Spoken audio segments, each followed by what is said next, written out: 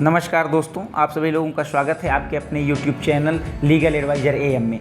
दोस्तों, हम सभी लोग अपने इस चैनल के माध्यम से भारतीय न्याय संहिता 2023 जो कि IPC 1860 के स्थान पर भारत सरकार द्वारा संसद में प्रस्तुत की गई है, उसके प्रावधानों पर चर्चा कर रहे हैं, जिसके लिए हमने पीछे 4 वीडियो बना ली हैं, जिसमें चैप्टर 1, चैप्टर 2 के एक वीडियो हैं। चैप्टर 3 जो कि जनरल एक्सेप्शन से संबंधित है, उसके 2 वीडियो सेक्शन 14 से 21 और सेक्शन 22 से 27 तक 2 वीडियो हमने अपलोड कर ली है। जिन्होंने नहीं देखा है वो ज़रूर जाकर वहाँ देखें, जिससे उनको इसके बारे में पता चल सके।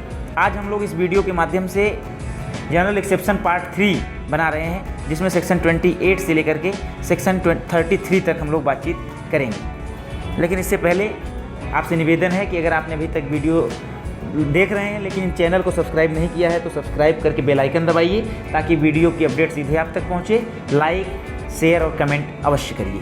आइए बिना विलंब किए वीडियो प्रारंभ करते हैं। दोस्तों, section 28 of Bharatiya Nyaya Sanhita 2023 provides that a consent is not such a consent as is intended by any section of this Sanhita.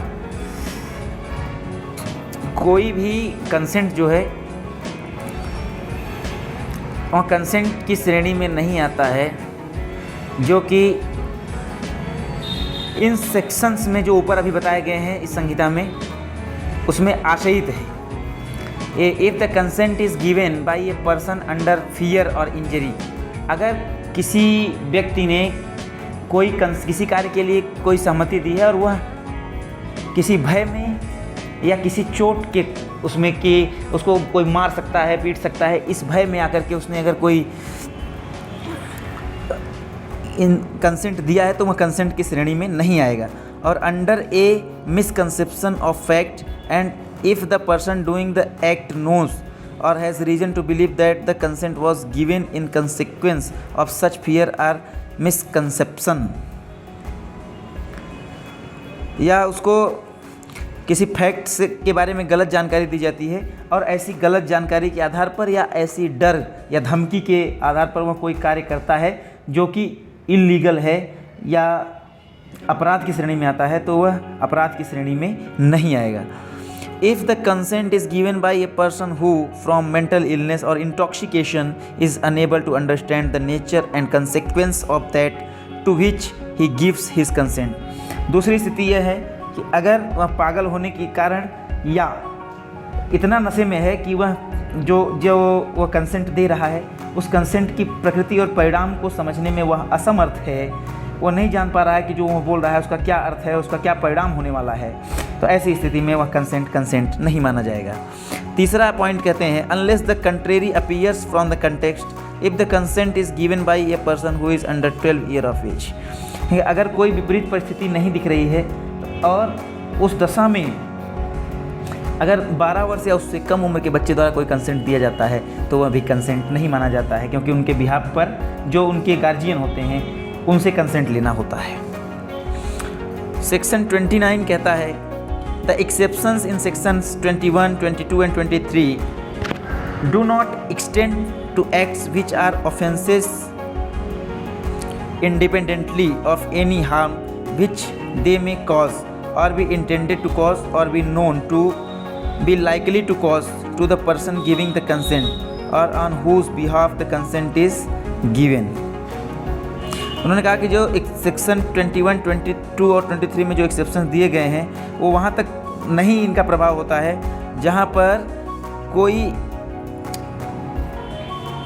कोई स्वतंत्र कार्य के माध्यम से कोई व्यक्ति उनको कोई क्षति पहुँचाए आशय के साथ, चाहे उन्होंने कंसेंट दी हो या कंसेंट ना दी हो, इस बात का कोई फर्क नहीं पड़ता है। अगर कोई व्यक्ति इंटेंशनली इंडिपेंडेंट वर्क के द्वारा उसको कोई हार्म कॉज करता है तो वह अपराध की श्रेणी में आएगा। जैसे causing miscarriage unless caused in good faith for the purpose of saving the life of women is offence independently of any harm which it may cause or be intended to cause to the women. उन्होंने कहा कि जो गर्भपात करना होता है उस स्थिति को छोड़कर, जहां गर्भपात करना औरत की जान बचाने के लिए आवश्यक है, उस स्थिति को छोड़कर अगर गर्भपात कारित करते हैं तो गर्भपात कार्य करने वाला व्यक्ति और करवाने वाला उस महिला को कोई भी समस्या होती है तो उसके लिए अपराध की श्रेणी में जिम्मेदार होगा।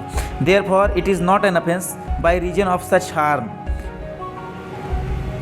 And the consent of the women or of her guardian to the causing of such miscarriage does not justify the act. उन्होंने कहा कि वही जो मैंने आपसे कहा कि उसके पति द्वारा या उसके गार्जियन द्वारा दी गई सहमति भी यह जस्टिफाई नहीं कर सकती है कि उन्होंने सहमति दी है, इसलिए वह अपराध की श्रेणी में आएगा। 30 कहता है nothing is an offence by reason of any harm which it may cause to a person for whose benefit it is done in good faith even without what person's consent if the circumstances are such that it is impossible for that person is signify consent or if that person is incapable of giving consent and has no guardian or other person in lawful charge of him from whom it is possible to obtain consent in time for the thing to be done with benefit। उन्होंने कहा कि किसी व्यक्ति के फ़ायदे के लिए अगर कोई कार्य किया गया है और उसे कोई हानि हो जाती है तो चाहे उस कार्य के लिए उसकी सहमति ली गई हो या न ली गई हो, यहाँ ये भी स्थिति हो सकती है कि जो कार्य करने वाला है वह ऐसी स्थिति में ना हो कि वह सहमति ले सके या सहमति देने वाला इस स्थिति में ना हो कि वह सहमति दे सके, तो वहाँ पर सहमति का इंतज़ार करना उचित नहीं है। उस व्यक्ति को बचाना या उसको जो होने वाली इंजरी या हानि है, हार्म है, उससे रोकना। Provided that exceptions shall not extend to the intentional causing of death or the attempting of cause death, the doing of anything which the person doing it knows to be likely to cause death for any purpose other than the preventing of death or grievous hurt or the curing of any grievous disease or infirmity, the voluntarily causing of hurt or to attempting to cause hurt for any purpose other than the preventing of death or hurt, the abatement of any offense to the committing of which offense it would not extend। मतलब इन चीज़ों को छोड़ करके ये धारा लागू होती है।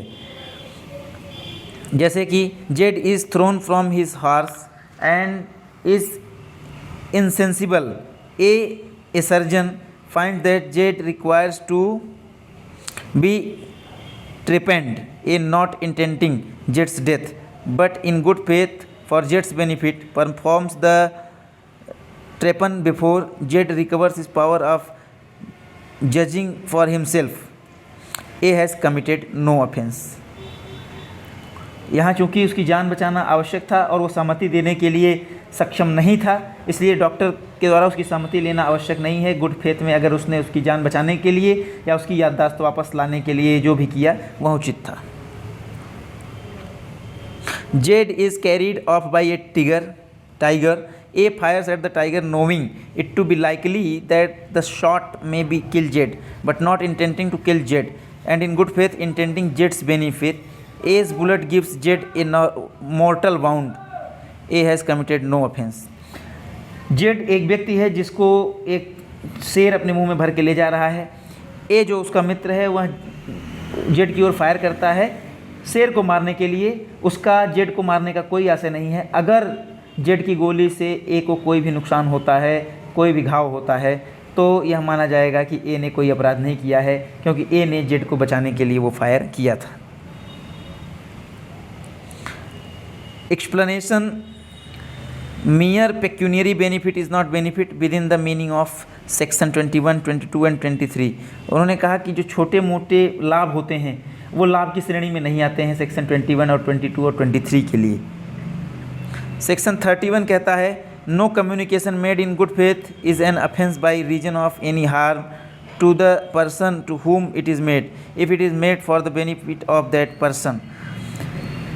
उन्होंने कहा कि no communication made in good faith, अगर कुछ नहीं बोला गया है गुड फेथ में, is an offence by reason of any harm,